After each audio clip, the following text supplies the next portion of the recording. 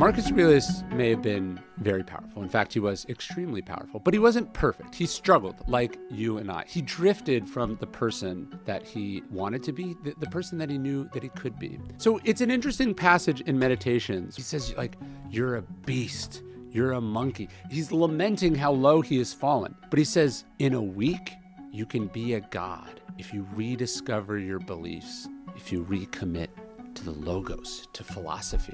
And I think he was commenting on something that maybe we all feel towards the end of the year, which is we kind of run out of gas. We're coasting a little bit. We've drifted far from who we want to be, what we're capable of being. But the good news is we can start fresh. We can come back to that. The logos, philosophy, wisdom, virtue, that potential we have, it's still there. We just have to pick it back up. We just have to come back to it.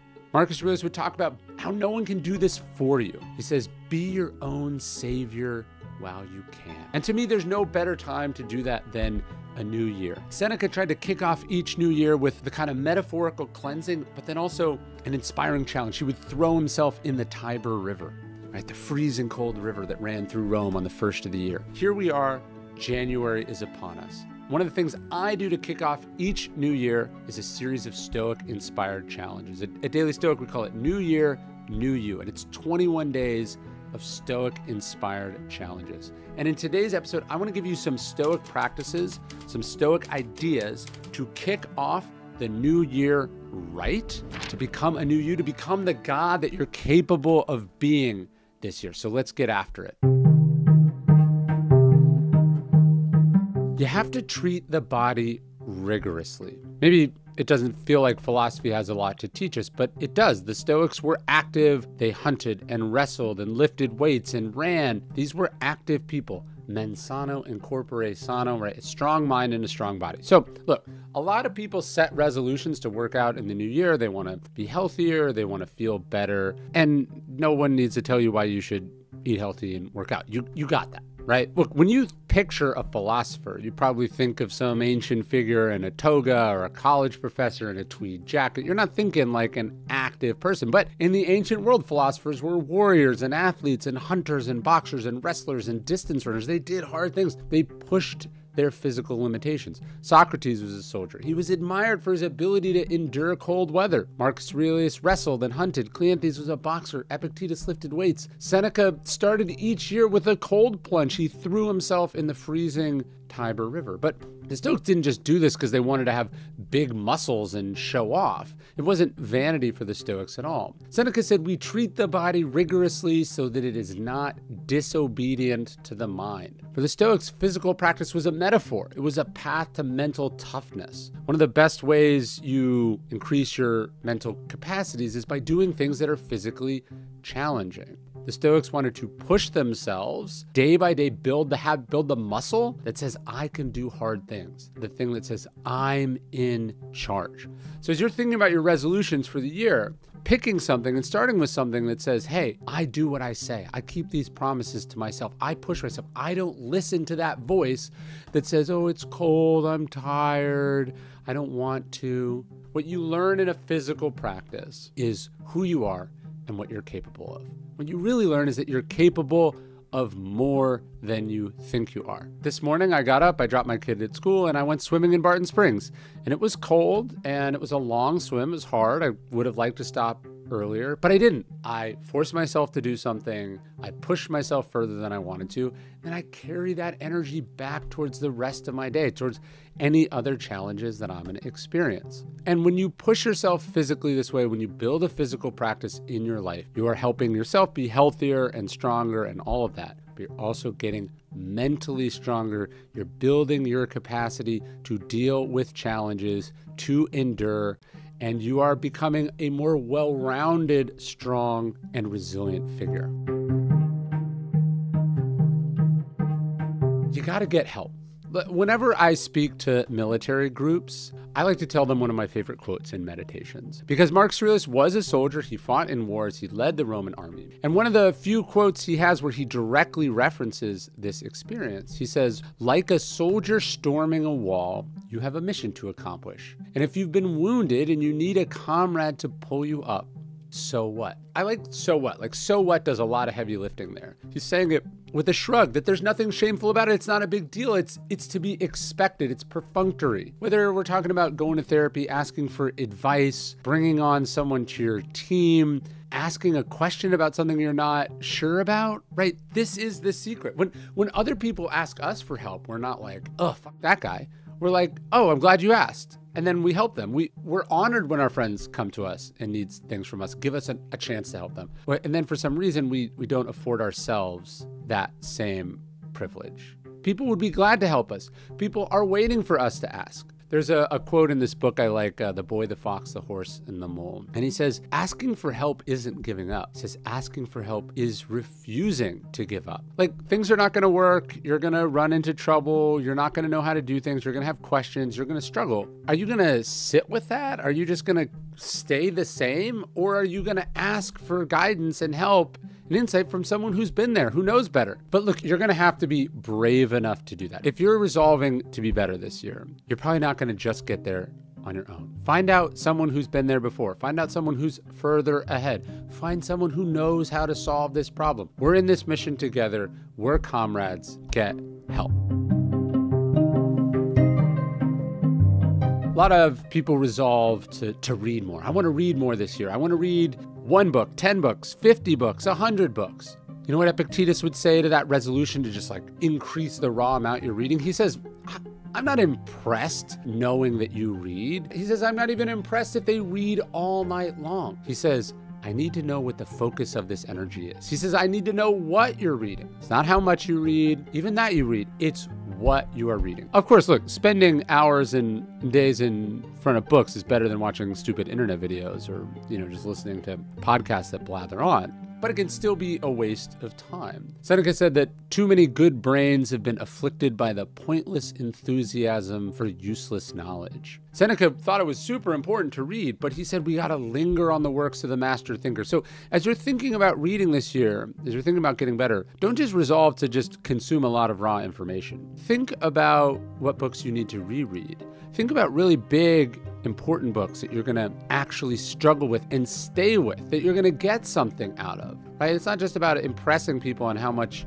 you put on your Goodreads. It's about actually getting better. It's filtering what goes in your brain. It's asking yourself, can I use this? How am I gonna use this? What am I learning from it? Never everyone's gonna have different personalities, different interests, different obstacles, different areas they're trying to improve in. Look, I own a whole bookstore. I got lots of books for you to recommend. I have a million other videos on what books you should read. The point is, don't just think about reading as a numbers game, but it's really finding stuff that works, that makes you better, spending that time and directing that energy intentionally. Think about how many books you're gonna quit in 2025 because they're not good enough, because they're not delivering on what they're supposed to. I want you to be intentional as a reader this year. Then and only then will you improve.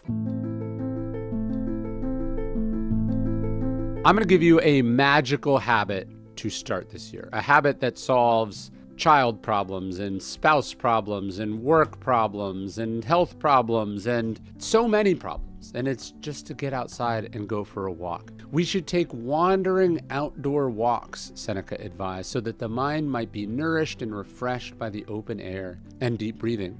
The Buddhists, they talked of walking meditations, that meditation wasn't just a thing you did while you were sitting, but walking through a beautiful forest, walking along the ocean, walking in a parking lot. It doesn't really matter, but you gotta get moving. I'm not saying going for a walk will solve all your problems. I'm saying there are very few problems in life that are not improved by taking a walk. Kierkegaard wrote a letter to his depressed sister-in-law. He says, above all, do not lose your desire to walk. He said, every day I walk myself into a state of well-being and I walk away from illness. He says, I have walked myself into my best thoughts. He says, I know of no thought so burdensome that one cannot walk away from it. There were schools of philosophy that all they did was take walks. The philosophical teacher would walk, the students would walk alongside, and they would talk. The point is, the Stoics got outside, they got active, they got moving. Take a walk. It matters. It is a foundational habit that will make you better this year.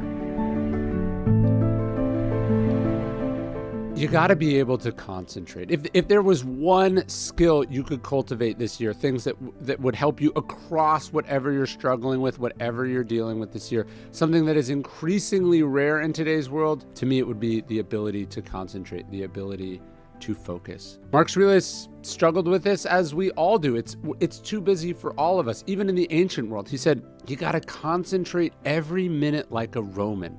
He says, on doing what's in front of you. He says, with precise and genuine seriousness. You got to be able to do this tenderly, willingly, with justice. You got to be able to concentrate. Cal Newport, my friend who I've had on the podcast many times, would talk about this idea of deep work. Deep work is the rarity today. To lock in, to do the thing in front of you, to be present. Instead, we're distracted because we got all these things on our plate. We got our phones, we got emails to respond to. Our mind wanders. What about this? What about that? Right? So we're not doing the thing in front of us. And the ability to look, to focus, to lock in, it's where peak performance and insights and breakthroughs all come from. I opened Stillness is the Key with this famous story about Seneca. He's in his apartment in Rome. It's in a noisy building. He can hear the things on the street going below. His life's falling apart. There is literal and metaphorical noise around him. But he writes to a friend that what he did was he toughened his nerves against these things. He says, I force my mind to concentrate and I keep it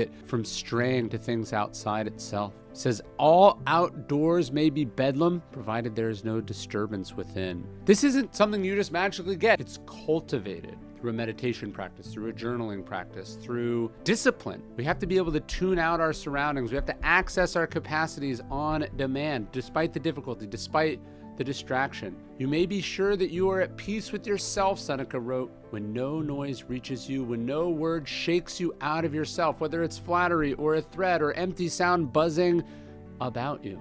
No one's going to be perfect at that. You're not probably ever going to get at that state. I am not. But Seneca got to a place where even a deranged emperor, even fame, even emotions, even random construction noise from outside his window, none of it could interrupt him. And thus, every beat of the present moment was his for the living. And that's what we're trying to do. We got to winnow our thoughts, Mark Aurelius says, narrow our gaze to what matters and commit to it. If there's anything worth cultivating this year, it's that ability to concentrate, to focus, to be where we are while we are there.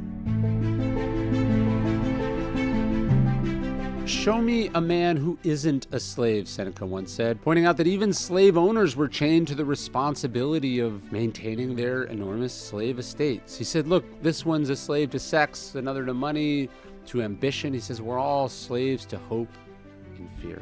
What Stoicism is at its core is freeing yourself from this form of mental slavery. Pull yourself out of the ignorance of your addiction. Become aware of the power that this thing has over you. The cup of coffee, the cigarettes, the checking your email incessantly, the phone, whatever it is. You do not want things to have power over you. If you do not have the freedom to not do a thing, then that thing is more powerful than you. And in some ways, the habit itself is less important than the fact that it is making us dependent on us. That thirst, that craving, that's the thing to be worried about. Look, some things are addictions you got to totally steer clear of. Then maybe some things you got to take a break from and you can come back to recreationally. But it's the need you want to be suspicious of. The need, the lack of freedom to abstain that is the source of your suffering. And you cannot be great, you cannot have a great year if you are in the throes of an addiction. Whatever the bad habit is, whatever is ruling your life, socially acceptable or not, you must quit being a slave this year, and you must start now.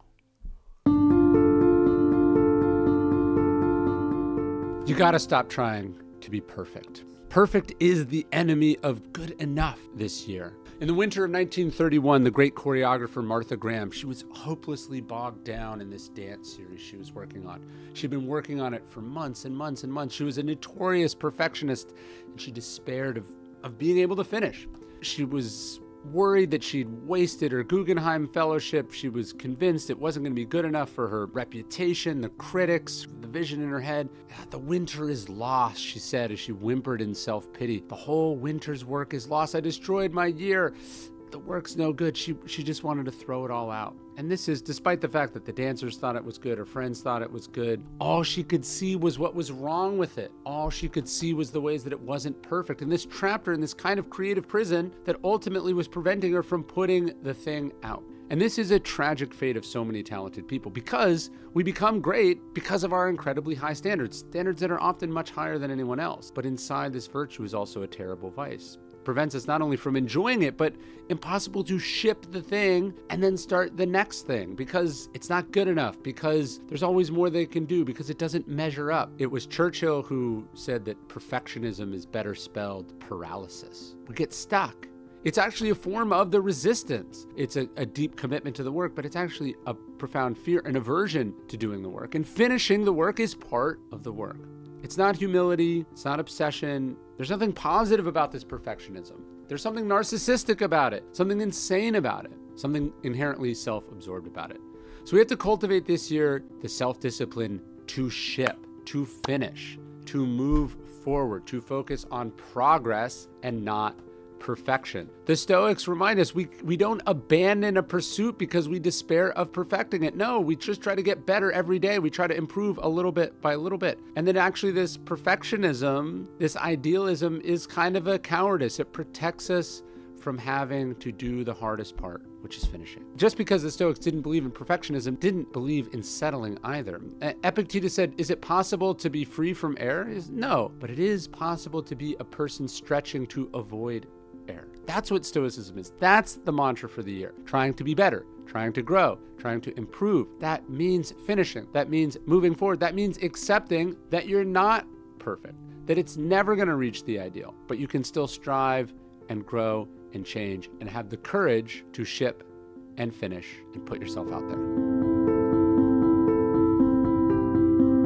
Pick a word to live by in 2025. If a man knows not which port he sails, Seneca said, no wind is favorable. That's a little Stoic practice for the year. Let's choose a word to live by in 2025, a port to aim towards, a North Star, a clarifying bit of language that helps us color our thoughts and decisions for the year. In yoga, practitioners set an intention before each session. In meditation, practitioners can use a mantra to focus their mind. For the Stoics, they tried to come up with what they called epithets for the self, single words that could be touchstones for character. Some of Marcus Aurelius's were upright and modest, straightforward, sane, cooperative. Every year, what I try to do is come up with a word that I want to shoot for, aim for, hold up as my North Star for the year. I've picked stillness as a word. I've picked systems as a word. I wanted to get better at organizing and structuring things. Less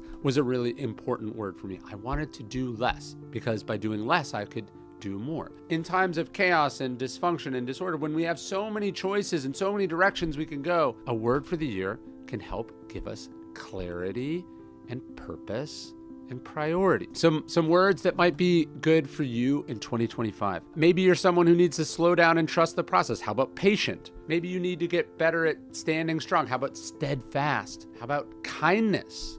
How about bravery or courage? What about generosity? You want to cultivate a more generous spirit this year. Maybe the year is going to be challenging. Maybe you just came off a challenging year. How about resilient? Maybe you want to build better habits. How about discipline? There's a million words you could choose. For me in 2023, we picked less because I was exhausted at the end of the year. I was doing too much. I was overcommitted. Then I felt like my health and my family and my quality of life couldn't face another year of the same. So our goal was less commitments, less drama, less busyness, less screen time, just less. And by less, I think we ultimately ended up getting more stillness, more presence, more connection, more fun, more focus. And I think we did a pretty good job. Last year, my word was systems. How can I set up systems? How could I bring people on to operate those systems? Because I didn't want to wing it so much. I didn't want to be caught off guard. I didn't want to be making the same problems or doing the same thing from scratch each time. I have a word for 2025. I think I'm still working on it. I'm probably going to share it in the New Year, New You challenge, because this is one of the things we build into the challenge. Like, how do you find your word for the year?